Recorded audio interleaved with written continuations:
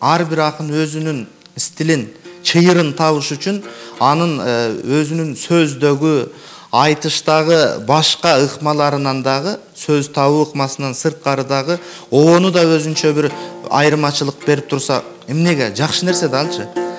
Ошондой нерсе биздин улуу акындарыбызда кездешкен. Мисалы, ушул биздин Туганбай, Ашыралы аталарыбыздан уккан, эле ошол кишилер көргөн, жанынан сабак алып калган акындардан айтып берейин. Мисалы Осмонкул, ал кишинин обонун мондай ырдап атат.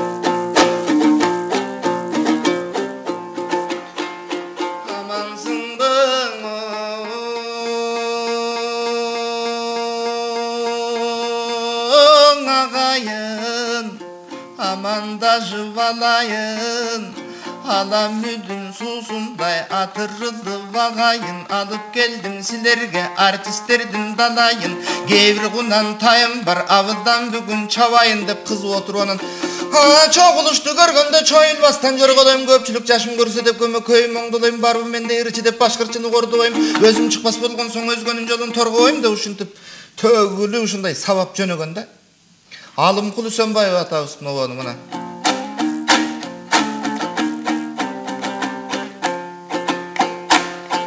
Saymaday kız jereken, say dayra göleken, asman tirey tolorun ataktu getmen töveken, şarıgıyın şamşıkal tügönbös tuzdun geneken, aylanasın alato arası tolgon mömöken, alçam iste jangagıdan aykalışı bilgen, toktogul degen atına elim tolkundaymun бүгүн мен деп ырдап отурган. Калыктын обону мына Калык Акиевдин казак акындарына бир беттеп качырып ачуусуна тийген экен, ошондо минтип ырдаган. Ат мингизип казактар келип, анан кайра ошол берген атын эки акыны доолап ырдайт да. Биз конак болуп келип турсак, биз конактардан неге сендер ат минесиңдер дегенде деп доолаганда мынантип ырдаган.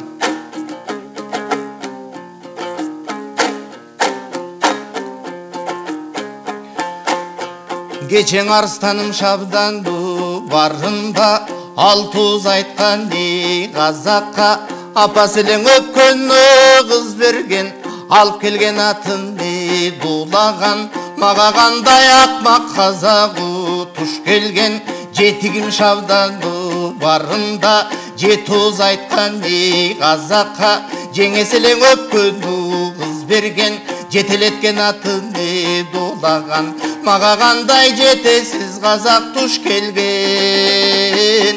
Мақтадым елді Қырбайды, ат берген екен деп тұрсам, жөнеле бақтырып қойған Турбайды.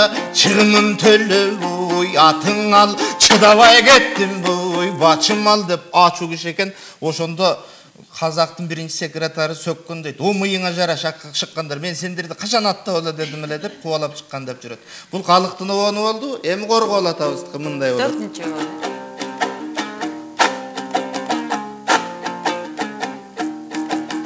Адырга чыккан мекерим, бир кезден актаңда элең акын экемин, көпчүлүккө келгенде Kuyulçu ozdun şekerim, hazırga algası yok tek kaldı, karılık meni cep saldı.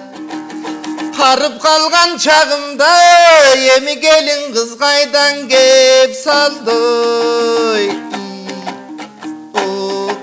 Mana ушундай болуп акындардын ырлары көп. Ар кайсы темада айтылат. Жеңи жоктук мындай.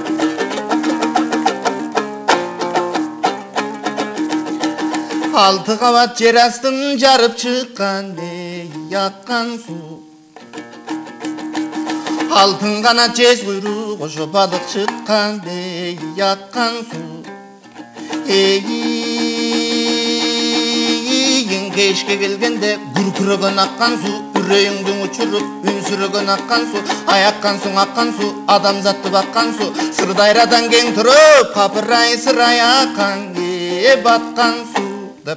Жеңи жок атабыздын ар кимдин өзүнүн бир өзгөчө стили, обону ушундай болуп келген да. Эми азыркы заманда дагы ушул нерсени таап, таза болбосо ошол ар бир акын, маселен мен Токтогулдун обону менен айтсам, дагы бир акыныбыз Корголдун обонуна салып, калыктын обонуна салып бир стилдерди жаңыртууга болот. Андан сырткары дагы бир талаш жагдай бар.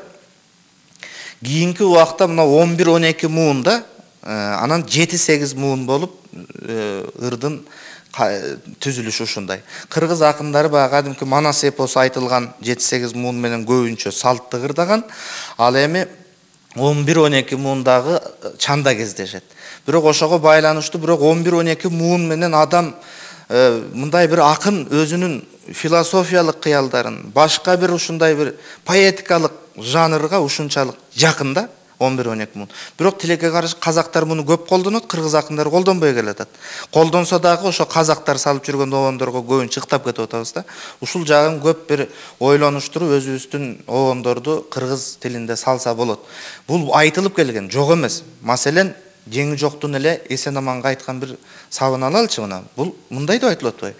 Эсеке сен да дайра, мен да дайра, дүйнөгө жаралбайбыз эки кайра деген сабына алганда, демек бул 11-12 муунду кыргыз акындары дагы айтып келген. Муну кайра жандандырыш керек. Азыр Азамат Болгонбаев деген жигит ушул обонго 11-12 муунду жакшы киргизип атат да. Мен көп айттым ага, тартынбай ошентип айта беришиң керек. Минтишиң керек, анышың керек деп. Мен да көп айтыштарымда бар ошол кездешет.